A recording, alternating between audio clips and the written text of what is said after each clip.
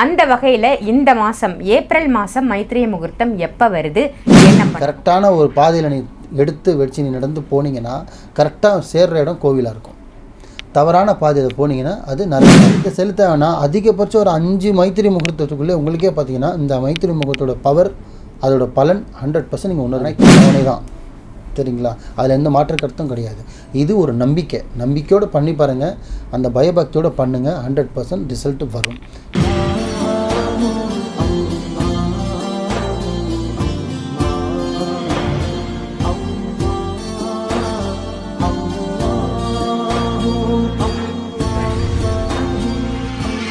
மர்ஜன்ம நேயர்கள் அனைவருக்கும் அன்பான வணக்கங்கள். புழல் காவாங்கரை MM டவர்ஸில் இருக்கக்கூடிய மாலிக் பாய் அவர்களை தான் சந்திக்க வந்திருக்கோம். வணக்கம் பாய்.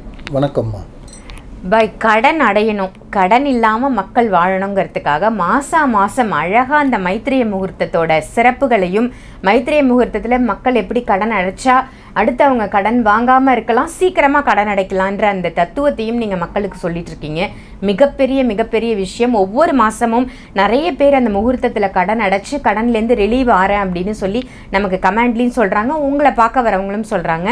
நான் இங்கே வந்திருக்கும் போதும் நிறைய பேர் எங்கிட்டையும் சொல்லி ரொம்ப ஹாப்பியாக இருந்தது இந்த மாதிரி ஒரு பதிவு போடுறதுக்கு. அந்த வகையில் இந்த மாதம் ஏப்ரல் மாதம் மைத்ரேய முகூர்த்தம் எப்போ வருது, என்ன பண்ணணும்? நல்லா கேட்டீங்க. ஆக்சுவலி கடன் இல்லாத நாடும் கிடையாது, கடன் இல்லாத ஊரும் கிடையாது, கடன் இல்லாத வீடும் கிடையாது, கடன் இல்லாத மனுஷனும் கிடையாது. உண்மை. சரிங்களா? பல கோடி கொடுத்தா கூட ஒரு கருவை உருவாக்க முடியாது கணவன் மனைவி சேராமல். சரிங்களா? அந்த கருவில் உருவாக்குற ஒரு மனுஷன், அது இந்த பிரபஞ்சம் கொடுத்தது இறைவன் படித்த மனுஷனுக்கு நம்ம உடம்புல இருக்கிற ஒரு பார்ட்ஸும் கோடி கணக்கில் போகுது, மில்லியன் கணக்கில் சொல்லுவாங்க ஒரு பொருளும். ஆனால் இவ்வளோ பெரிய பிரபஞ்சம் கொடுத்து இயற்கை படித்து கருவிலேருந்து 1 கிலோ 2 கிலோவில் பிறந்து 500 என்ன சொல்கிறது 100 கிலோ 150 கிலோ 80 கிலோ அவரை இவ்வளோ பெரிய மனுஷனுக்கு நம்பி கடன் எவனுமே கொடுக்குறதில்ல. 1 லட்ச ரூபா பைக்குக்கு லோன் கொடுக்குறேன்றான், 10 லட்ச ரூபா காருக்கு லோன் கொடுக்குறேன்றான், கடன் கொடுத்தாரு ஐடி ப்ரூஃப் இருக்கா கடன் கொடுக்குறேன்றான், அட்ரஸ் ப்ரூஃப் இருக்கா கடன் கொடுக்குறேன்றான், கிரெடிட் கார்டு இருக்கா கடன் கொடுக்குறேன்றான். கண்ணுக்கு தெரியாத விஷயத்தை நம்பி, உயிரில்லாத விஷயத்தை நம்பி கடன் கொடுக்குறான். எது? பைக் பேச போதா, இல்லை கார் பேச போதா, இல்லை கிரெடிட் கார்டு பேச போதா? எதுவுமே பேச போகிறதில்ல. ஆனால் இதெல்லாம் நம்பி கடன் கொடுக்குறான். ஆனால் அந்த கடனை கட்ட போகிறது யார்? மனுஷன். ஆனால் அந்த மனுஷனை நம்பி கடன் கொடுக்கறதில்ல. இந்த மாதிரி உலகத்தில் நம்ம வாழ்ந்துட்டுருக்கோம். புரியுதுங்களா? ஆனால் இப்படி வாழ்ந்தோம் நம்ம கையும் வாயும் சும்மா இருக்க மாட்டேங்குது. அவன் ஒரு ஃபங்க்ஷன் வச்சிட்டானா அவன் நம்மளுக்கு ஒரு 10,000 மொய் வச்சா நம்ம அவனுக்கு 20,000 மொய் வச்சுக்கணும். ஏன்னா அப்போ தான் நம்மளுக்கு கௌரவம். அதுக்கு பேர் கௌரவம் இல்லை, வட்டு கௌரவம், வெட்டி கௌரவம். அவன் 10,000 வச்சான இருந்தது வச்சான், உங்ககிட்ட என்ன இருக்கும் நீ அதை தான் செய்யணும். கடன் வாங்கி செய்யணும்னு நினைக்கிறது முட்டாள்தனம். 1. 2வது 1 லட்ச ரூபா கடன் இருக்குது, கட்ட முடியல. இன்றைக்கி இல்லை நாளைக்கு சொல்லு, நாளைக்கு சொல்லு, இல்லை காலில் விழு, யார் வேணான்னா. ஆனால் அந்த 1 லட்ச ரூபா அடிக்கிறதுக்கு நீ 1.5 லட்ச ரூபாய்க்கு இன்ட்ரெஸ்ட் வாங்கி திருப்பி அந்த 1 லட்ச ரூபா கொடுத்துட்ற. அப்போ எவ்வளோ இன்க்ரீஸ் ஆகுது? நீ 1 லட்ச ரூபா மீறல, 1.5 லட்ச ரூபா ஆகிட்டேன். அந்த 1.5 லட்ச ரூபா கொடுக்குறதுக்கு இன்னொரு வேறு 2 லட்ச ரூபா கடன் வாங்குவேன். இப்படி 1 லட்ச ரூபா கடன் போய் பார்த்தீங்கன்னா 10 லட்ச ரூபா ஆகும். மாட்டின் தொங்க வேண்டியது தான். இதானே போயிட்டுருக்கு. தயவுசெய்து சொல்கிற மக்களே, உணவு சாப்பாடும் தூங்குறதுக்கு ஒரு இடமும், நல்ல ஒரு மனைவி, நல்ல ஒரு கணவன், நல்ல ஒரு பிள்ளைங்க, நல்ல ஒரு குடும்பம், அது லோ கிளாஸோ மிடில் கிளாஸோ ஹை கிளாஸோ ஏதோ உங்களோட பிறப்பு கடவுள் உங்களோட பிரபஞ்சத்தில் உங்களுக்கு ஏழை வயத்தில் தான் பிறக்கணும் விதி இருந்தால் பிறந்தே தீருவீங்க, பணக்கார வயத்தில் பிறக்கணும் விதி இருந்தால் பிறந்தே தீருவீங்க. விதி நீங்கள் மதிக்க முடியாது, நடக்கிறது நடந்தே தீரும்.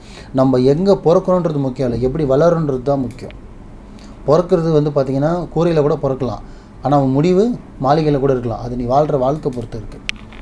அதை நீ கரெக்டான ஒரு பாதையில் நீ எடுத்து வச்சு நீ நடந்து போனீங்கன்னா கரெக்டாக சேர்கிற இடம் கோவிலாக இருக்கும். தவறான பாதையில் போனீங்கன்னா அது நரகமாக இருக்கும். சொர்க்கம் நரகம் அதுதான் சொல்கிறாங்க. ஸோ தயவு செஞ்சு கடன் வாங்கி வெட்டி பண்ணாதீங்க. விரலுக்கேற்ற வீக்கோன்னு பெரியவங்க சொல்லுவாங்க. அதுக்கு என்ன அர்த்தம்னா, உன்னால் எவ்வளோ முடியுமோ அதை செய். உன்னால் சைக்கிள் வாங்கினா சைக்கிள் வச்சுட்டு, பைக் வாங்கினா பைக்கை வச்சுக்கிட்டு, எதிர் வீட்டில் பைக் வச்சுருக்காங்கன்னா பைக் வாங்காது, அவன் வீட்டில் எல்இடி டிவி வச்சுருக்கான் எல்இடி டிவி வாங்காது, அவன் பொண்டாட்டி ஜோக்கர் போட்டிருக்கான்னு சொல்லி நீ ஜோக்கர் போடாத, அவன் நெக்லஸ் போடுற நெக்லஸ் வாங்கி தராது. உனக்கானது உனக்கு வந்தே சேரும். நீ அது கடன் வாங்கினாலும் சரி வாங்கினாலும் சரி. கடன் வாங்காதீங்க. இவ்வளவும் எதுக்கு இவ்வளோ பெருசாக மக்களுக்கு சொல்கிறேன்னா, கடன்ன்றது பார்த்திங்கன்னா கேன்சர் பேஷண்ட்டுக்காவது குறிப்பிட்ட வருஷம் வாழுவான். ஆனால் இதில் கடத்தில் விழுந்தவன் வாழ்கிறதே கஷ்டம். தினைக்கும் கஷ்டமான வாழ்வு தான். ஏன்னா ஒரு மானாகட்டும் ஒரு பெண்ணாகட்டும் தவறான ஒரு தொழிலுக்கு போகிறான், தவறான ஒரு விஷயத்துக்கு போகிறான், ஒரு திருட போகிறான், இல்லை ஒரு பொண்ணு தப்பான தொழிலுக்கு போகிறான். அதுக்கு என்ன ஒரு காரணம்னு பார்த்தீங்கன்னா 000 போனீங்கன்னா கடனால் தான் இருக்கும்.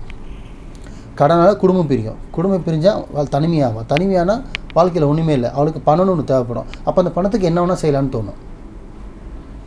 அப்போ என்ன தேவைப்படுது? அந்த கடன். அந்த கடன் அடைக்கிறதுக்கு ஒரு வேலை, அது தவறான ஒரு வேலை. லேடிஸ் அந்த தவறான வேலைக்கு போகிறது, ஆணாக தான் தவறான தொழில் பண்ணுறது, இல்லை திருட போகிறது, மாட்டிக்கிறது, லைஃப் ஸ்பாயில் ஆகுது. உன் லைஃப் ஸ்பாயில் ஆகுறதுல உன் பிள்ளைங்க லைஃப் ஸ்பாயில் ஆகுது. அப்போ இவ்வளவும் உன் குடும்பம் அடையுது அந்த கடன்ன்ற விஷயத்தால். தயவு செஞ்சு சொல்கிறேன், என்ன இருக்கோ அதை வச்சுன்னு பாருங்கள். ஸோ அப்படியும் கடத்தால் வாங்கியிருந்தீங்க, அந்த கடன் அடைக்கிறதுக்கு என்னால் பரிகாரமாக பண்ணுறதுக்கு காசு இல்லை பை, இதுக்கு வீட்டில் இருந்து பரிகாரம் இருந்து என் கடன் சுமையை தீர்க்கிறதுக்காக தான் இறைவனாலேயோ முன்னோர்களாலேயோ சித்தர்களாலேயோ நிச்சயிக்கப்பட்டு தான் பார்த்திங்கன்னா அந்த மைத்திரி முகூர்த்தம்னு சொல்கிறது. அந்த மைத்திரி முகூர்த்தன்றது பார்த்திங்கன்னா நிறைய வீடியோவில் சொல்லியிருக்கேன், திருப்பியும் சொல்கிறேன். மைத்திரி முகூர்த்தன்றது ரொம்ப பெரிய விஷயம் கிடையாது. இந்த மாதம் எப்போ வருதுன்னு பார்த்திங்கன்னா வர 16ஆம் தேதி புதன்கிழமை. இப்போ இன்றைக்கி வந்து பார்த்திங்கன்னா வெள்ளிக்கிழமை. ஸோ வர புதன்கிழமை நைட்டு வேலையில் பார்த்திங்கன்னா 8:20 டைம்லேருந்து 10:30 வரையும் வருது. அந்த நேரத்தில் நீங்கள் என்ன செய்யணும்னா அழகாக ஒரு ஒயிட் பேப்பர் எடுத்து ப்ளூ பேனால் எடுத்து இன்னாருக்கு ஃபஸ்ட்டு மைத்திரி முகூர்த்தம். நீங்கள் எந்த ரிலேஜனாக பூ போகிறீங்களோ, பிள்ளையார் சொல்லி போகிறீங்களோ, 786 போகிறீங்களோ, அது உங்கள் சௌகரியம். நான் ரிலேஜன் பற்றி பேசலை. என்ன எழுதுறீங்களோ மேலே எழுதிக்கிங்க. ஆனால் கீழே பார்த்தீங்கன்னா மைத்திரி முகூர்த்தம்னு முழுசாக இங்கிலீஷ்லையோ தமிழ்லையோ அழகாக எழுதுங்க. மைத்திரி முகூர்த்தம் எழுதி இன்னாருக்கு காசு தர போகிறேன், நான் இவருக்கு இவ்வளோ காசு தொகையை கொடுக்குறேன்ற அதில் எழுதிருங்க.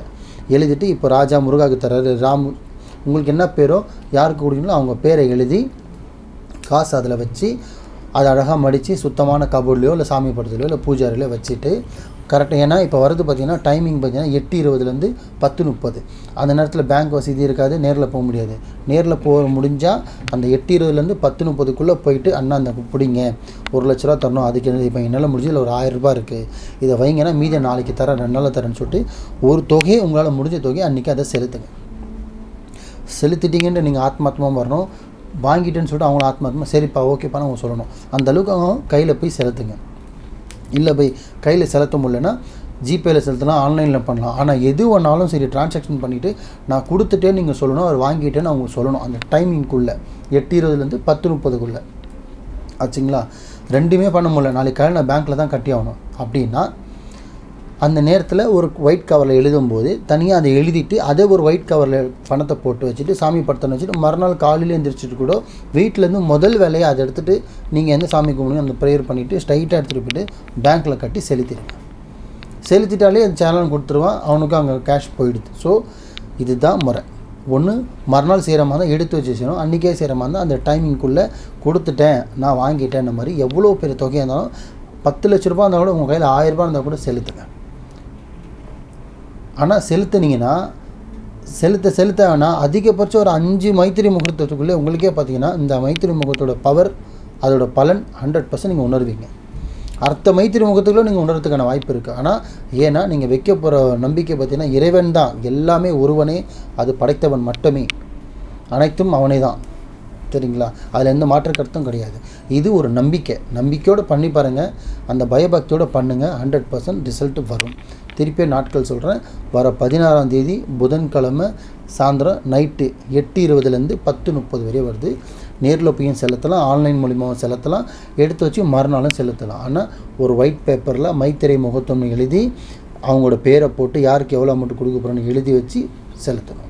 இது மட்டும் கரெக்டாக இந்த மைத்திரை முகூர்த்தத்தை பயன்படுத்தி பாருங்கள், அல்லாஹ்வுடைய கிருபையால் கண்டிப்பாக ரிசல்ட் வரும் இன்ஷா அல்லாஹ். சிறப்பு பாய், ரொம்ப ரொம்ப அருமையான தகவலாக கொடுத்தீங்க. ஏன்னா உங்களோட இந்த மைத்திரை முகூர்த்த தகவலுக்காகவே மக்கள் காத்துட்ருக்காங்க மாதம் அப்படின்னு சொல்லலாம்.